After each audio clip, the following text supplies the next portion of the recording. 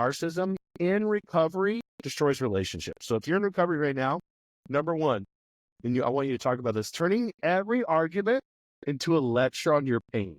Because what happens is recovery makes us hypersensitive and hyper aware on our emotional wounds.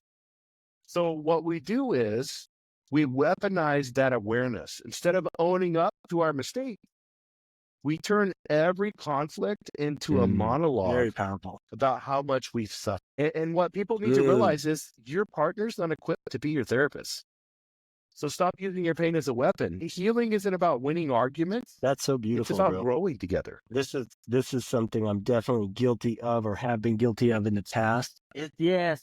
Yeah, that's what I want you going to. Like you're recovering. Your first relationship in recovery. You know what? Turning every argument into a lecture to pain. It's common on the recovery journey to be like, you know what? I've entered this spiritual way of life. Don't you know that there's this left-hand path? Actually, you know what? I'm your savior. I'm your hope.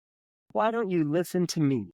And just like you said, I'm not equipped to be anybody's therapist, especially my partner, especially when my partner's not asking for advice. Like, that's a very, very, like, again, this is, you know, if you have the opportunity and the strength to learn this early in your recovery, it will save you thousands and thousands of uncomfortable situations, thousands of heartaches, thousands of long talks, and just terrible fucking experiences with individuals where you get to be the victim all over again.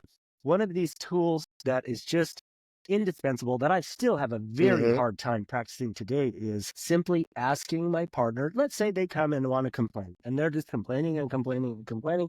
And I know a better way, you know, I'm on the spiritual path now. A very simple tool is just simply asking my partner, do you want me to listen right now? Or are you asking for advice? And often, bro, like I'm not in spiritual, I'm not on the beam. I'm not in good enough spiritual place to do that. Often I just jump into that. Well, if you did it this way, you would be fine. Fucking listen to me. And then in reality, I think sometimes that ends up pushing the individual I'm talking to away. And what I really want, what my spirit wants, is to be closer to them. I want to feel connected to them. I want to feel held by them. I want them to feel held by me.